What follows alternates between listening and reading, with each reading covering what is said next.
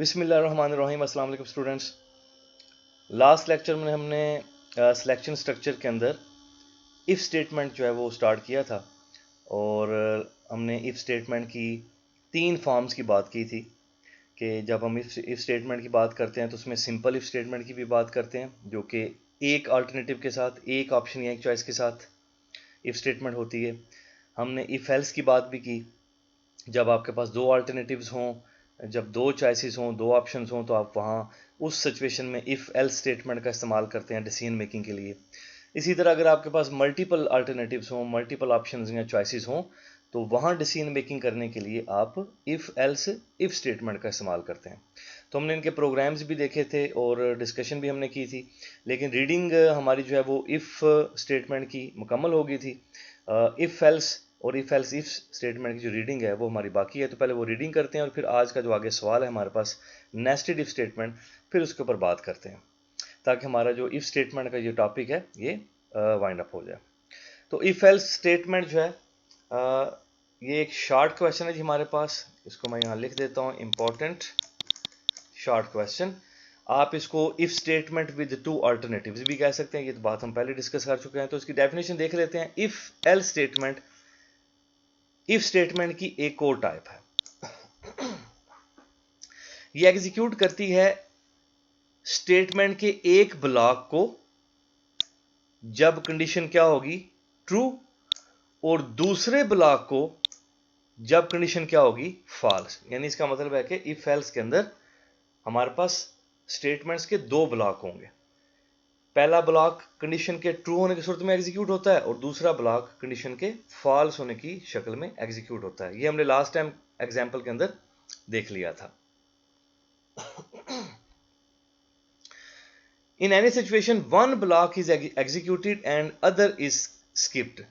वो कह रहा है हर सूरत में एक ब्लॉक जो है वो आपका लाजमी एग्जीक्यूट होना है और एक ब्लॉक आपका लाजमी तौर पे स्किप होना है, क्योंकि इफ एल स्टेटमेंट में मुमकिन नहीं है कि दोनों ब्लॉक जो हैं वो एग्जीक्यूट ना हो या दोनों ब्लॉक ही स्किप हो जाएं। ये मुमकिन नहीं है भाई। दोनों में से एक ब्लॉक लाजमी एग्जीक्यूट होगा और एक ब्लॉक लाजमी स्किप होगा। उसका सिंटेक्स भी आप देख लीजिए। आपने if statement, if keyword, brackets, अंदर कंडीशन आपने, जिसको हम रिलेशनल एक्सप्रेशन कहते हैं, वो आपने मेंशन किया, जो भी कंडीशन आप लगाना चाहते हैं। इस कंडीशन के ट्रू होने की सूरत में ये वाली स्टेटमेंट एग्जीक्यूट होगी, ट्रू होने की सूरत में, और एल्स के बाद जो स्टेटमेंट लिखी है वो इस कंडीशन के फॉल्स होने की सूरत में एग्जीक्यूट होगी। तो ये इसका जो है वो सिंटेक्स हो गया। इसमें आप ब्रैकेट्स का इस्तेमाल भी कर सकते हैं। मैंने आपको लास्ट टाइम बताया था कि अगर सिंगल स्टेटमेंट है तो फिर आपको कर्ली ब्रेसिस जो आप लगाते हैं वो आपको लिखने की ज़रूरत नहीं है, लेकिन बेहतर प्रैक्टिस यही है कि अगर एक स्टेटमेंट भी हो तो आप कर्ली ब्रेसिस का इस्तेमाल करें। तो बहरहाल यहाँ सिंगल स्टेटमेंट के साथ उसने बताया, तो आगे वो आपको बता भी रहा है कि 2 और more statement are written in curly braces. जब एक से ज़्यादा स्टेटमेंट आपने लिखनी है तो फिर आपने उनको कर्ली ब्रेसिस में लिखना है, डेलीमीटर्स के अंदर आपने लिखना है, एक ब्लॉक की शक्ल में लिखना है, एक यूनिट की शक्ल में आपने लिखना है, जिसको वो लॉजिकल यूनिट का नाम देता है। इनको हम कंपाउंड कंडीशन भी कहते हैं। तो ये भी देख लें, ये एग्जाम्पल यहाँ देखो, मल्टीपल स्टेटमेंट थी 1 2 3 4 टू n, मतलब कोई जितनी मर्जी आप स्टेटमेंट लिख लें, तो इसको उसने एक लॉजिकल यूनिट में बंद कर दिया। इसी तरह एल्स वाले पार्ट में भी उसने मल्टीपल स्टेटमेंट लिखी हैं, उसको भी एक लॉजिकल यूनिट बना दी। यहाँ भी उसने मैनी स्टेटमेंट जो है वो लिखी हैं।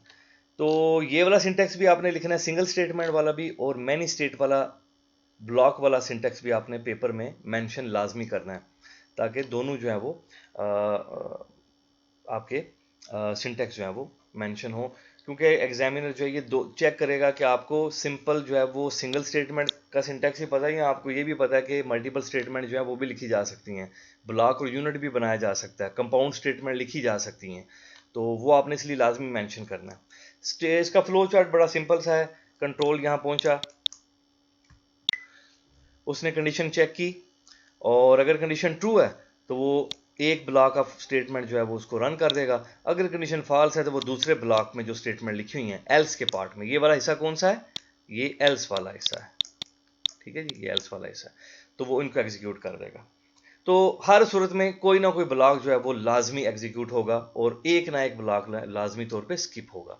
ये है आपकी इफ एल्स स्टेटमेंट। यहाँ आपने हमने प्रोग्राम कल देखा था इफ एल्स का, ये वाला प्रोग्राम। हमने मार्क्स एक वेरिएबल लिया, उसमें 5 स्टोर कर लिया, और हमने प्रोग्राम ये था कि अगर मार्क्स 40 के बराबर हैं या 40 से बड़े हैं, ग्रेटर देन 40 हैं, तो फिर पास प्रिंट हो, और अगर 40 से कम है तो फिर फेल प्रिंट हो। तो दो ऑप्शन हमारे पास आ गए, दो अल्टरनेटिव आ गए, पास या फेल के। तो इसलिए हमने इफ एल्स का इस्तेमाल किया। तो हमने लिखा if marks are greater than or equal to 40, तो प्रिंट क्या हो जाए स्क्रीन के ऊपर, पास। और अगर मार्क्स जो है यानी कि 40 की कंडीशन फॉल्स हो जाती है, तो कौन सा पार्ट चलेगा, जो एल्स वाला ब्लॉक है, ये वाला ब्लॉक एग्जीक्यूट हो जाएगा, ये ब्लॉक। और यहां भी मैंने आपको बताया था, देखेंगे है तो ये सिंगल स्टेटमेंट, तो सिंगल स्टेटमेंट के लिए बेशक आप ये ब्रैकेट्स का इस्तेमाल ना करें, ये अभी भी बिल्कुल वैसे ही काम करेगी, बिल्कुल सही काम करेगी। अभी भी ये इफ स्टेटमेंट यहां से स्टार्ट हो रही है और यहां खत्म हो रही है। लेकिन अगर मल्टीपल स्टेटमेंट हो तो फिर आप वो ब्रैकेट्स का इस्तेमाल जो है वो करते हैं। तो मैंने आपको रिकमेंड किया था अगर आपके पास सिंगल स्टेटमेंट भी है तो आप कोशिश करें कि आप कर्ली ब्रेसिस का यानी यूनिट एक ब्लॉक बना लें, आप उसका इस्तेमाल लाजमी करें। तो ये हमारे पास होगी इफ एल्स स्टेटमेंट की एग्जाम्पल भी। उसके बाद हमारा नेक्स्ट जो क्वेश्चन था कल का रीडिंग के लिए रहता, वो है इफ एल्स इफ स्टेटमेंट, या इसको हम कहते हैं if statement with multiple alternatives, यानी मैनी अल्टरनेटिव्स हैं, आपके पास दो नहीं है, एक नहीं है और ना ही दो हैं, बल्कि दो से ज्यादा हैं। तो उस सिचुएशन में आप अपनी डिसीजन मेकिंग प्रोसेस के लिए अपने प्रोग्राम में जो स्टेटमेंट इस्तेमाल करेंगे वो स्टेटमेंट कौन सी होगी जी, इफ एल्स इफ स्टेटमेंट। इसकी डेफिनेशन भी देख लेते हैं। If else if statement use की जा सकती है चूज करने के लिए एक ब्लॉक ऑफ स्टेटमेंट को फ्रॉम मैनी ब्लॉक्स, बहुत सारे ब्लॉक्स में से अगर आपने एक ब्लॉक ऑफ स्टेटमेंट जो है वो एग्जीक्यूट करना है, एक ब्लॉक को आपने रन करना है, एक यूनिट को आपने रन करना है, तो फिर आप इफ एल्स इफ स्टेटमेंट का इस्तेमाल करेंगे। It is used when there are many options, बहुत सारे जब आपके पास ऑप्शंस हो लेकिन आपने सिर्फ एक ब्लॉक ऑफ स्टेटमेंट उसमें से एग्जीक्यूट करना हो, सिर्फ एक जो है वो सेट आपने, एक यूनिट आपने एग्जीक्यूट करना हो, तो उस सूरत में आप यूज करेंगे if else if statement.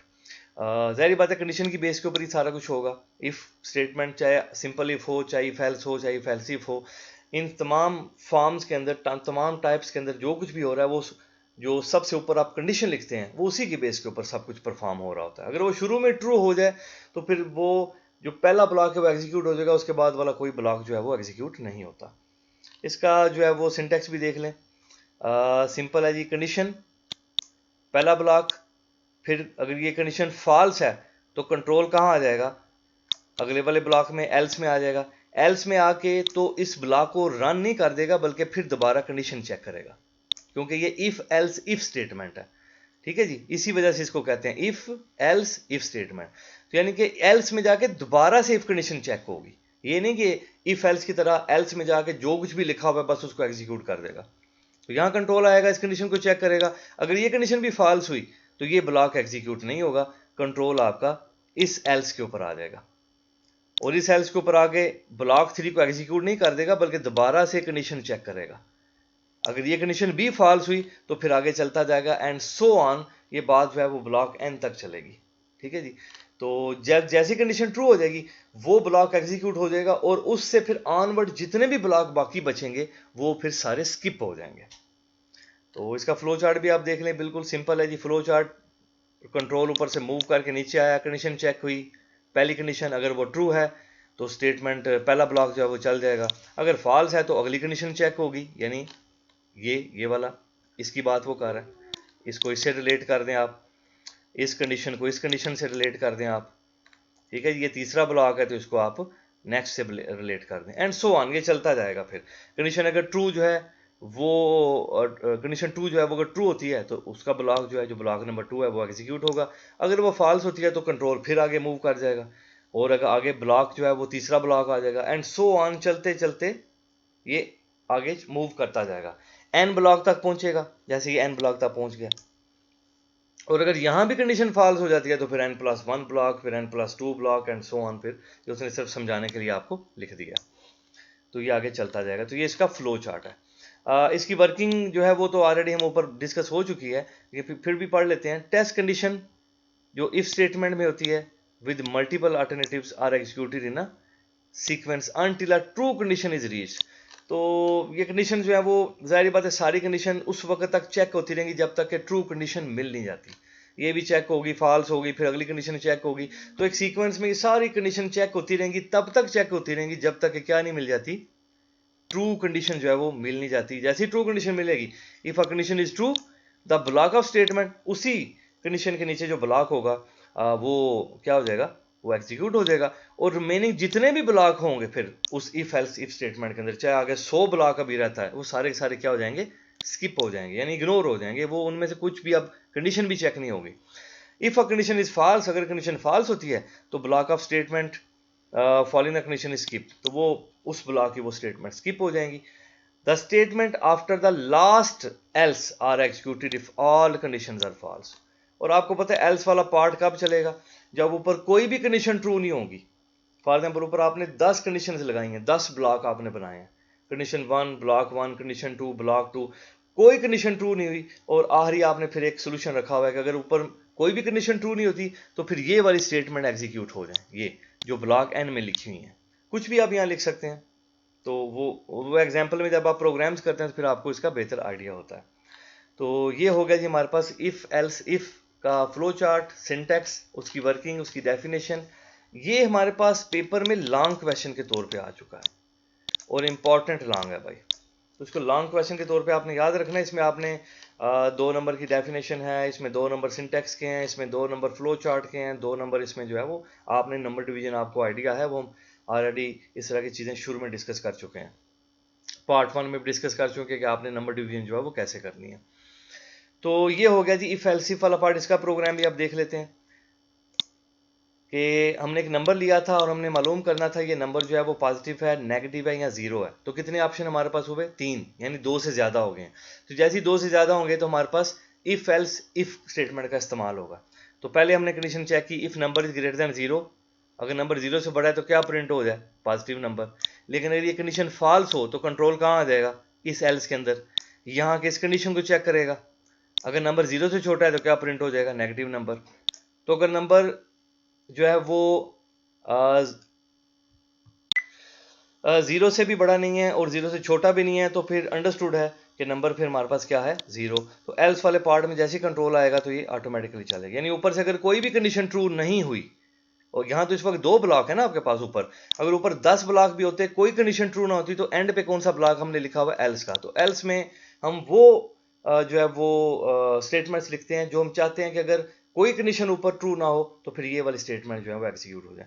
Even तो आप यहाँ भी लिख सकते हैं, यहाँ भी ऐसा लिख सकते थे, if num is equal to 0, लेकिन ऐसा लिखने से फायदा कोई नहीं है। ऐसा लिखने से भी प्रोग्राम बिल्कुल सही है, इसमें कोई एरर नहीं है, लेकिन ये हमने एक्स्ट्रा इफ कंडीशन लिख दी है, क्योंकि अंडरस्टूड है अगर नंबर 0 से भी बड़ा नहीं है, 0 से छोटा भी नहीं है, तो फिर नंबर 0 ही होना था। तो बजाय ये एल्स में यहाँ आके इस ब्लॉक को वो फौरी चला देता, आपने फिर इसको कंडीशन चेक करने पे लगा दिया। हालांकि अब आपको पता है कि यहाँ 0 ही बाकी बची कंडीशन, तो इसलिए इसको लिखने की जरूरत नहीं है। इफ एल्स इफ स्टेटमेंट की एग्जाम्पल जो है वो भी हमारे पास आ गई। तो ये हो गया जी। नेक्स्ट आगे देखते हैं हमारे पास क्या है। आगे हमारे पास जो सवाल है जी वो है what is nested if statement and it's working. तो ये सवाल भी हमारे पास इंपॉर्टेंट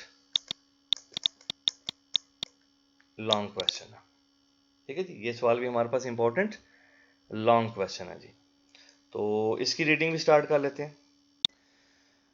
तो नेस्टेड इफ स्टेटमेंट की जो है वो डेफिनेशन स्टार्ट करते हैं।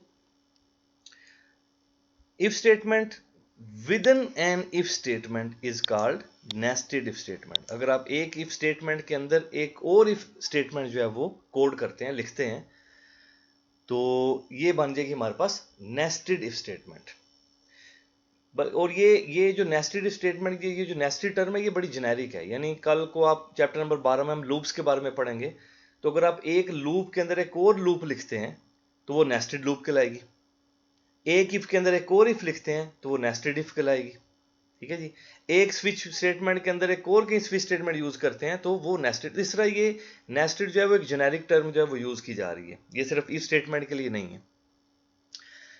इन nested structure, nested if statement में या नेस्टेड स्ट्रक्चर में होता क्या है, कंट्रोल एंटर होता है जी, कंट्रोल आपका एंटर होता है किस में, इनर इफ में, जो अंदर इफ लिखी होती है। यानी इसका मतलब नेस्टेड इफ में हमारे पास दो इफ होंगी, एक इफ स्टेटमेंट होगी बाहर जिसको हम आउटर इफ कहते हैं, और एक इफ स्टेटमेंट होगी अंदर जिसको हम इनर इफ कहेंगे। जो आपने जो if statement with in an if statement आपने लिखी है, तो इसका मतलब दो इफ स्टेटमेंट है, एक बाहर वाली और एक उस बाहर वाली के जो अंदर आपने इफ स्टेटमेंट लिखी है। अंदर वाली को इनर, बाहर वाले को आउटर कहेंगे। तो कह रहा है कंट्रोल एंटर इनर इफ में उसी वक्त सिर्फ होगा जब आउटर कंडीशन, आउटर इफ जो है वो उसकी कंडीशन ट्रू होगी। Only one block of statement जो है वो एग्जीक्यूट होंगे और बाकी रिमेनिंग ऑटोमेटिकली क्या हो जाएंगे, स्किप हो जाएंगे। User can use as many if statement inside another if statement. एक इफ स्टेटमेंट के अंदर आप जितनी मर्जी इफ स्टेटमेंट जो है वो दूसरी इफ स्टेटमेंट यूज कर सकते हैं, जितनी भी आपको जरूरत है, जितनी भी आपको रिक्वायर्ड है। लेकिन increase the level of nesting, जितना ज्यादा नेस्टिंग लेवल आप इंक्रीज करते जाएंगे, एक इफ स्टेटमेंट के अंदर आपने इफ लिखी, फिर उस इफ के अंदर एक आपने और इफ लिखी, फिर उस इफ स्टेटमेंट के अंदर आपने एक और इफ लिखी, तो ये जो नेस्टेड लेवल बनता जाएगा ये बड़ा कम्प्लेक्स नेस्टेड जो है वो बन जाएगा। इसको अंडरस्टैंड करना या इवन दो इसको बाज़ औक़ात ड्राई रन करना भी मुश्किल हो जाता है। तो ये होगी हमारे पास नेस्टेड इफ स्टेटमेंट की डेफिनेशन। तो जितना ज़्यादा इफ स्टेटमेंट का जाल या नेस्टिंग आप करते जाएंगे उतना ज़्यादा उसको समझना जो है वो मुश्किल होता जाएगा, उतना ज़्यादा वो कम्प्लेक्स आपका जो है वो नेस्टेड इफ स्टेटमेंट बनती जाएगी। तो इसलिए मोस्टली प्रोग्रामर जो हैं वो कोशिश करते हैं कि नेस्टिंग लेवल जो है वो 2 या 3 तक चला जाए, इससे ज़्यादा ना जाए, वो भी अगर ज़रूरत पड़े। इवन दो कुछ प्रोग्राम जो है वो नेस्टेड इफ स्टेटमेंट को वैसे ही अवॉइड करते हैं, वो इसकी जगह जो है वो लॉजिकल ऑपरेटर का इस्तेमाल कर लेते हैं या स्विच स्टेटमेंट का इस्तेमाल कर लेते हैं या कोई और जो है वो कंस्ट्रक्ट जो है उसको इम्प्लीमेंट करके अपनी जो उनकी रिक्वायरमेंट है उसको वो पूरा कर लेते हैं। तो नेस्टेड इफ की डेफिनेशन के बाद हमारे पास इसका फ्लो चार्ट आ गया, सिंटैक्स और flow chart. Syntax is a very simple, flow chart इसका जो है, फ्लो चार्ट के जो है वो इसका उसने नीचे दिया हुआ, ये उसका सिंटैक्स है हमारे पास। तो ये होगी हमारे पास आउटर इफ, यहाँ से आउटर इफ शुरू हुई और यहाँ खत्म हुई। यहाँ ये जो एल्स वाला पार्ट है ये किस इफ के साथ है, ये इस इफ का है, इफ एल्स। इस इफ के अंदर, ये आउटर इफ के अंदर, ये उसने मार्क भी आपको करके बताया हुआ है, एक इनर इफ है, ये है हमारे पास इनर इफ, ये जो उसने आपको मार्क करके बताया हुआ है ये। तो इफ के अंदर ये एक और इफ है, तो भाई ये कंडीशन ट्रू होगी तो कंट्रोल अंदर एंटर होगा और अंदर आके वो इस इनर इफ, ये जो इनर इफ है ये इसने आपको मार्क भी किया हुआ, ये आउटर इफ, ये बाहर वाली और ये इनर इफ। तो अंदर वाली ये कंडीशन कब चेक होगी, जब ये बाहर वाली कंडीशन ट्रू होगी, कंट्रोल अंदर एंटर होगा तो वो इस कंडीशन को चेक करेगा। अगर ये कंडीशन ट्रू हुई तो ये स्टेटमेंट चलेंगी, अगर ये कंडीशन फॉल्स हुई तो ये स्टेटमेंट चलेंगी।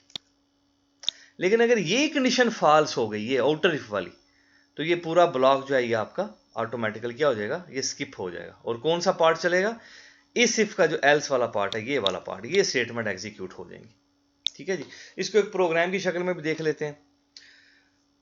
तो यहां जो है वो हम इसकी वर्किंग की बात भी कर लेते हैं।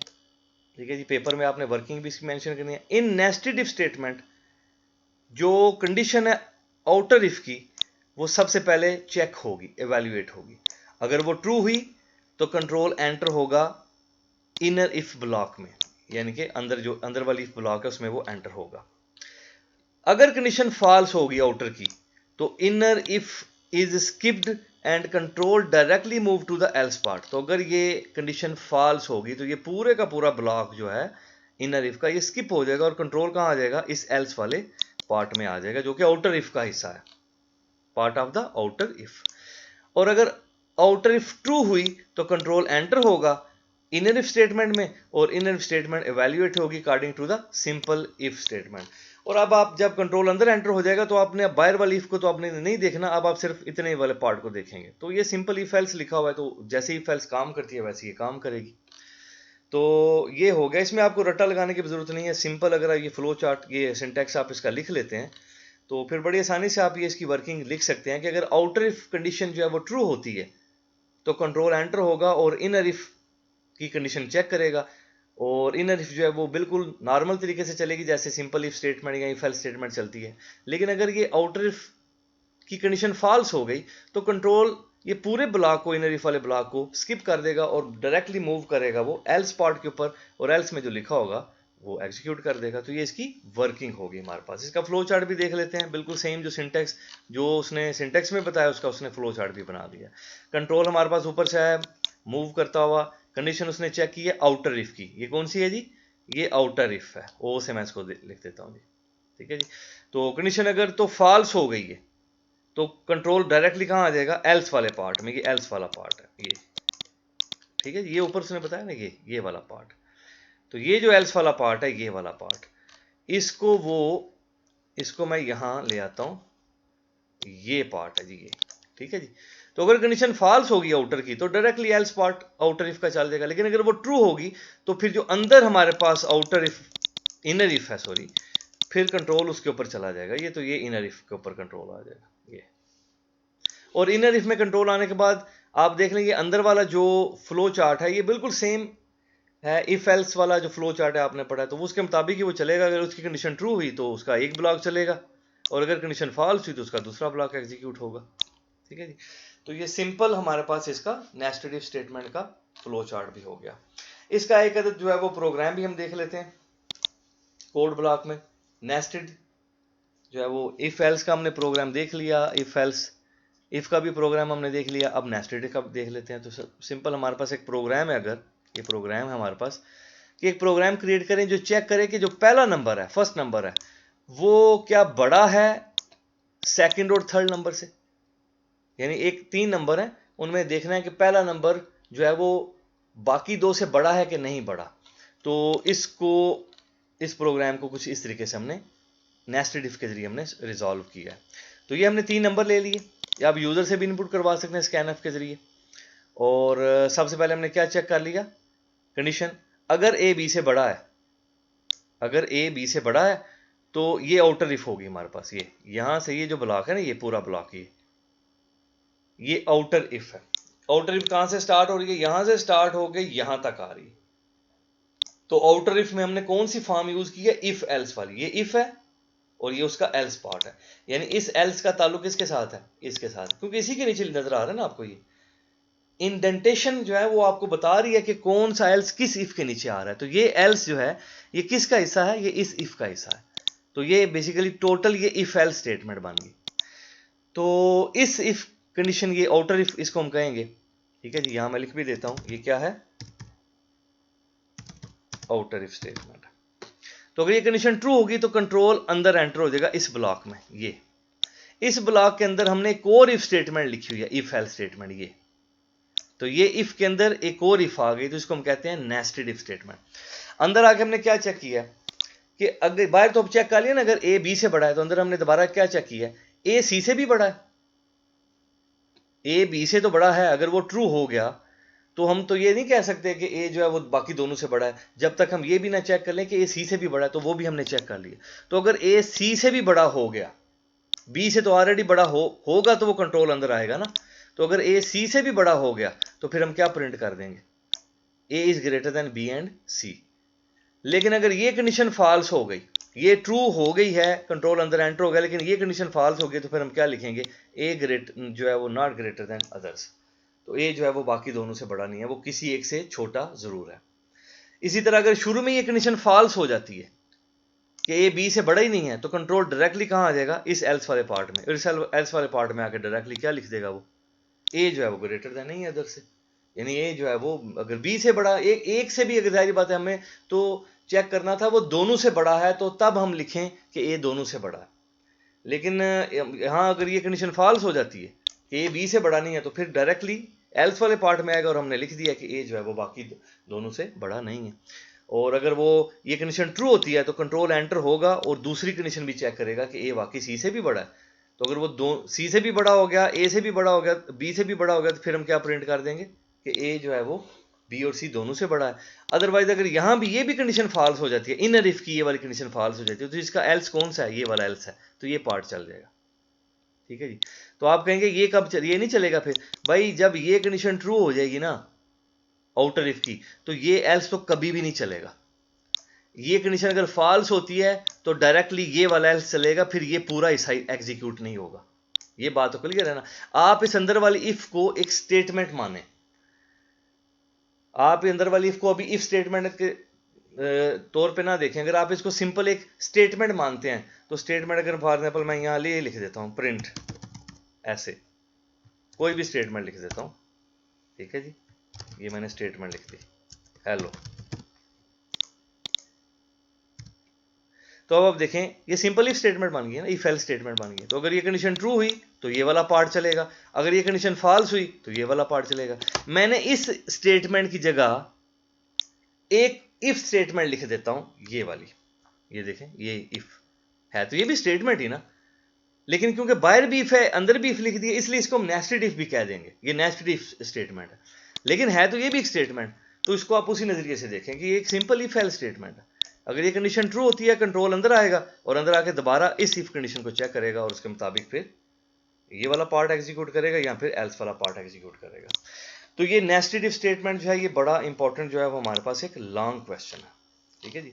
नेस्टेड इफ स्टेटमेंट, इसको आपने देख लेना है, इसका फ्लो चार्ट भी बड़ा लाजमी है, सिंटेक्स भी, वर्किंग भी लिखनी है, डेफिनेशन भी लिखनी है। अगर आप कॉन्सेप्ट समझते हैं तो फिर आपको किसी किस्म का रट्टा लगाने की ज़रूरत नहीं है, आप बड़ी आसानी से ये वर्किंग इसकी लिख सकते हैं। अगर आप इस चीज़ को अंडरस्टैंड कर चुके हैं कि ये वर्किंग कर कैसे रही है, तो आपने कॉन्सेप्ट को समझना है बजाय कि आप इन चीज़ों को याद करें, ऐसे रट्टा लगा लें कि ये इसकी जगह मैंने ये लिखना है, इसकी जगह मैंने ये लिखना है। तो ऐसा करने से आपको फ़ायदा नहीं होगा। तो ये हो गया हमारे पास नेस्टेड इफ स्टेटमेंट। अब हमारे पास टाइम जो है वो बाकी हम एक प्रोग्राम जो है वो कोड करते हैं। प्रोग्राम बड़ा लाजमी है। यहाँ मैंने वो प्रोग्राम देख रहा था, अभी वो प्रोग्राम आया तो इसलिए मैंने सोचा वो प्रोग्राम जो हम कर लेते हैं। आई थिंक इवन आर्ड का प्रोग्राम था, ये इवन आर्ड का प्रोग्राम है कि यूज़र जो है वो नंबर एंटर करे। ये प्रोग्राम यहाँ लिखा भी हुआ है, राइट अ प्रोग्राम जो कि इनपुट करे नंबर किससे, यूज़र से, और हमें बताया कि ये नंबर जो है वो इवन है या ऑड है, वो नंबर क्या है, इवन है या ऑड है। तो अब इस प्रोग्राम को अगर हम थोड़ा सा अंडरस्टैंड करें तो इसमें हमारे पास कितने ऑप्शंस हैं, इसमें हमारे पास दो ऑप्शंस हैं। यहाँ तो हमने बताना है कि नंबर इवन है और यहाँ हमने बताना है कि नंबर ऑड है। तो हमारे पास दो चॉइसेस हैं, दो अल्टरनेटिव और दो ऑप्शंस हैं। जैसे एक हमने प्रोग्राम किया था कि हमने बताना था कि नंबर पॉजिटिव है या नंबर नेगेटिव है या नंबर जीरो है, तो उसमें तीन ऑप्शन थे। तो जब तीन ऑप्शन या तीन अल्टरनेटिव्स हों, तीन चॉइसेस हों, तो फिर इफ एल्स इफ का इस्तेमाल करते हैं। लेकिन जब दो हों, तो हमने बात लास्ट टाइम जो पिछले लेक्चर में भी की थी, जब आपके पास दो चॉइसेस हों तो फिर आपने इस्तेमाल करना है सिंपल इफ एल्स का, यानी इफ एल्स स्टेटमेंट के जरिए आपका काम हो जाएगा जब आपके पास दो ऑप्शंस हो, दो चॉइसेस हो। तो यहाँ इस प्रोग्राम में दो चॉइसेस हैं हमारे पास, लेकिन इसको हम करेंगे कैसे, हम कैसे मालूम करते हैं कि नंबर कोई इवन है या नंबर कोई ऑड है, हम कैसे मालूम करते हैं। इवन नंबर के बारे में हम कैसे कहते हैं कि ये नंबर, वैसे तो हमें पता है 2 4 6 8 ये सारे इवन है और फिर 1 2 3 ये सारे क्या हैं, ये ऑड नंबर है। लेकिन हम कैसे कैलकुलेशंस करते हैं, वो फार्मूला क्या है, वो सिंपल सा एक फार्मूला है कि हम उसको 2 के ऊपर डिवाइड करते हैं और जो बाकी बचता है उसके ऊपर हम डिसाइड करते हैं कि ये नंबर जो है वो इवन है कि ऑड है। फॉर एग्जांपल अगर मैं यहीं इस जगह के ऊपर मैं करूं कि मेरे पास मुझे एक नंबर दिया जाता है 7 और मुझे कहा जाता है कि बताएं कि 7 जो है वो इवन है या ऑड है, तो मैं क्या करूंगा, 7 को 2 पे डिवाइड करूंगा और इसको डिवाइड करूंगा 3 से, इसको मल्टीप्लाई करूंगा, नीचे क्या आ गया हमारे पास 6 और ये माइनस होगा तो क्या आ गया हमारे पास 1। अगर ये रिमाइंडर, ये जो रिमाइंडर आया है ये अगर 0 आ जाए तो उसका मतलब होता है कि नंबर पूरा पूरा तकसीम हो गया है। और जब नंबर पूरा पूरा तकसीम हो जाए 2 पे, ये 2 पे ही हुआ ना, तो हम क्या कहेंगे ये नंबर क्या है, इवन। और अगर ऐसा ना हो तो हम क्या कहेंगे, नंबर ऑड है। तो अब नीचे 0 नहीं आया, नीचे 0 के अलावा कोई नंबर आया तो हम कहेंगे कि ये जो 7 है ये इवन नहीं है बल्कि ये ऑड है। लेकिन अगर ऐसे होता, फॉर एग्जांपल मैं कहूं 8 है और 8 को मैं 2 पे डिवाइड करूं 2 4 और ये हो गया 8 और बाकी क्या बचा हमारे पास 0, तो ये 8 जो है वो पूरा पूरा 2 पे डिवाइड हो गया और रिमाइंडर क्या आया है। अच्छा, आपने क्वोशंट को नहीं देखना, जब आप इवन ऑड मालूम कर रहे होते हैं तो आप क्वोशंट को नहीं देख रहे होते कि जो ऊपर आपके पास तकसीम होने के बाद या डिवीजन के बाद ऊपर जो रिजल्ट आता है, आपने उस क्वोशंट को नहीं देखना, उस नंबर को नहीं देखना, आपने देखना है जो बाकी क्या बचा है, रिमाइंडर क्या बचा है। तो अगर वो रिमाइंडर 0 है तो हम कहेंगे कि नंबर इवन है, और अगर वो रिमाइंडर 0 नहीं है तो हम कहेंगे कि वो नंबर ऑड है। तो ये हमारे पास एक सिंपल सा फार्मूला है इवन ऑड मालूम करने का। तो अब आप इसमें देख लें हम क्या कर रहे हैं, हम 7 को डिवाइड कर रहे हैं 2 पे और रिमाइंडर हमें मिलना चाहिए, क्योंकि सारा डिसीजन मेकिंग किसके ऊपर हो रही है, रिमाइंडर के ऊपर हो रही है, इस रिमाइंडर के ऊपर। तो देखें अब जब हम इसको हमें क्या चाहिए, रिमाइंडर चाहिए। तो रिमाइंडर मालूम करने के लिए हमारे पास कोई अर्थमेटिक ऑपरेटर ऐसा है क्या, हमने ऐसा कोई ऑपरेटर पढ़ा है सी लैंग्वेज में जब हम ऑपरेटर्स पढ़ रहे थे अर्थमेटिक ऑपरेटर कि रिमाइंडर उससे मालूम किया जा सके? जी बिल्कुल, ऐसा ऑपरेटर हमने पढ़ा है, उसको मॉडुलस ऑपरेटर कहते हैं। ये है जी मॉडुलस ऑपरेटर। यानी कि अगर मैं लिखूंगा 7 मॉडुलस 2 तो जवाब क्या आएगा 1। अगर मैं लिखूंगा 8 मॉडुलस 2 तो जवाब रिमाइंडर क्या बचेगा 0।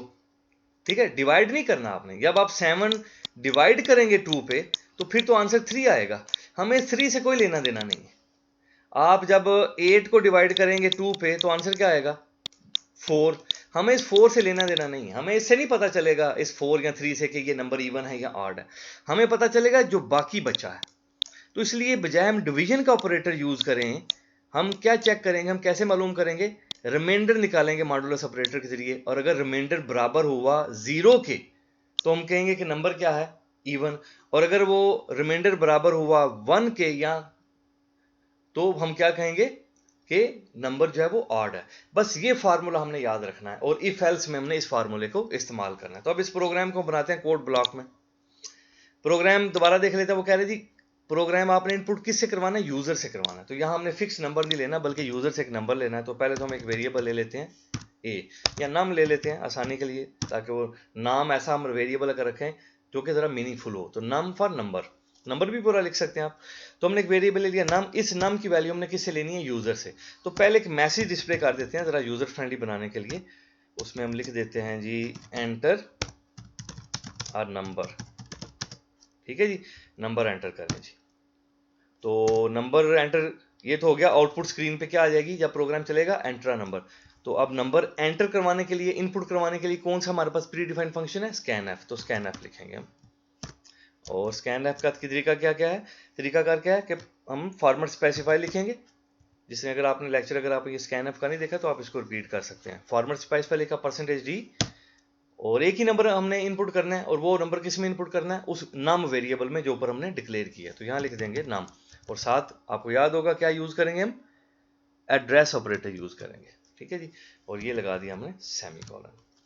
तो ये स्कैन एफ भी हो गया। तो स्क्रीन पे मैसेज क्या आएगा, एंटर नंबर, उसके बाद कर्सर ब्लिंक करेगा इस स्कैन एफ की वजह से, और जो नंबर हम एंटर करेंगे वो इस नाम वेरिएबल में स्टोर हो जाएगा। ठीक है जी, स्कैन एफ का लेक्चर आप देख सकते हैं, रिवाइज कर सकते हैं। उसके बाद हमने अब वो फार्मूला लगाना है। पहली चीज तो हमें कंफर्म है कि क्योंकि दो ऑप्शन है तो इफ एल्स लगेगी। तो मैं यहां सिंपल इफ स्टेटमेंट लिख देता हूं। देखें ये इफ हो गई और ये उसका एल्स पार्ट हो गया। ठीक हो गया। तो यहां हमने क्या लिखनी है, कंडीशन। अब कंडीशन क्या लगानी है हमने, कंडीशन हमने ये लगानी है, आप दोबारा उसको देख लेते हैं। ये 7 है ना, ये 7 यूजर ने किस में एंटर किया है, या ये 8 है नम के अंदर। यूजर ये जो 7 एंटर करेगा या जो 8 एंटर करेगा या जो भी नंबर एंटर करेगा वो किसके अंदर आएगा, नम के अंदर। और उस 7 को हमने क्या किया है, 7 मॉडुलस 2 किया है। तो हम चेक क्या करेंगे कि नम मॉडुलस 2 अगर बराबर है, रिलेशनल ऑपरेटर बराबर के लिए क्या यूज करते हैं, डबल इक्वल। ठीक है जी, अगर नम मॉडुलस 2 बराबर है किसके, किसके 0 के, अगर ये कंडीशन ट्रू हो जाए, यानी हम नम को 2 पे डिवाइड करें और रिमाइंडर हमारे पास अगर 0 आ जाए, 0 के बराबर हो जाए, तो हम क्या प्रिंट करेंगे भाई, क्या प्रिंट करेंगे कि नंबर इज इवन, यही प्रिंट करेंगे हम। और अगर ऐसा नहीं होता, ये कंडीशन फॉल्स हो जाती है, तो अंडरस्टूड है दूसरी चीज क्या होगी कि नंबर क्या होगा, नंबर ऑड होगा। इसी को हम कॉपी कर लेते हैं, यहाँ क्या लिखते हैं, पेस्ट कर देते हैं, और इसको मैं खत्म कर देता हूँ, यहाँ क्या लिख देते हैं, ऑड। तो नंबर ऑड होगा। दो ही ऑप्शन हो सकते हैं ना, जब नंबर पूरा 0 पे 2 पे डिवाइड नहीं हुआ, रिमाइंडर 0 नहीं आया, तो फिर अल्टीमेट उसका आंसर क्या होगा, वो ऑड नंबर होगा। तो हमने उसको एल्स में लिख दिया ऑड, क्योंकि कंडीशन फॉल्स होगी तो फिर ऑटोमेटिकली ऑड हो जाएगा। तो ये सिंपल हमारा प्रोग्राम होगा। ये 8 नंबर का प्रोग्राम तकरीबन जो है वो 20वें पेपर के अंदर आ चुका। हर साल बोर्ड के जो पेपर होते हैं, चाहे वो लाहौर बोर्ड, गुजरांवाला, मुल्तान, फैसलाबाद, जो बोर्ड के पेपर होते हैं, तकरीबन 5-6 बोर्ड के पेपर में ये 8 नंबर का सवाल आता है। और ये बहुत आसान सिंपल सा सवाल है। सिंपल, आपने एक वेरिएबल डिक्लेयर करना है, उसमें वैल्यू इनपुट करनी है, इफ एल्स लगानी है, और कंडीशन आपने लगानी है जिसमें आपने मॉडुलस ऑपरेटर का इस्तेमाल करना है और चेक करना है कि मॉडुलस ऑपरेटर जो रिजल्ट है वो 0 आया तो आपने प्रिंट कर देना इवन, अदरवाइज आपने ऑड प्रिंट करना है। तो हम इसको रन करते हैं प्रोग्राम को, और कह रहा है जी एंटर अ नंबर। मैं नंबर एंटर कर देता हूँ, फॉर एग्जाम्पल 23 जो कि ऑड नंबर है, तो नंबर इज ऑड। ठीक हो गया। और दोबारा इसको जो है बंद करते हैं, दोबारा इसको रन करते हैं। इस बार मैं नंबर जो है वो एंटर करता हूँ 6।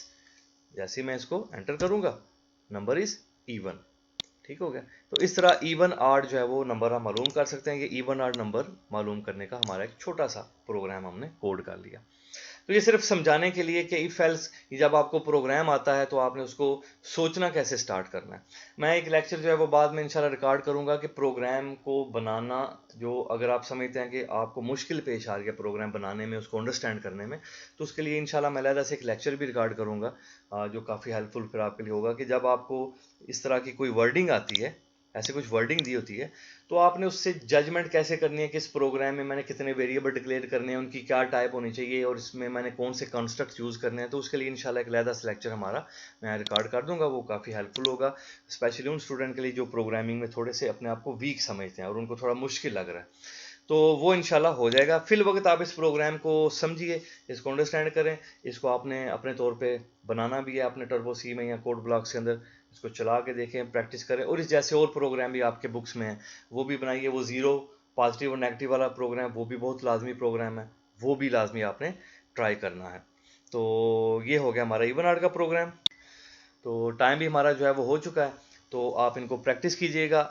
हमारी तीनों इफ स्टेटमेंट जो हैं वो मुकम्मल हो चुकी हैं। सिंपल इफ एल्स इफ, तीनों फॉर्म्स हमने रीडिंग भी कर ली, उनके प्रैक्टिकल भी देख लिए, और हमने इंपॉर्टेंट प्रोग्राम भी एक दो जो है वो भी हमने देख लिया।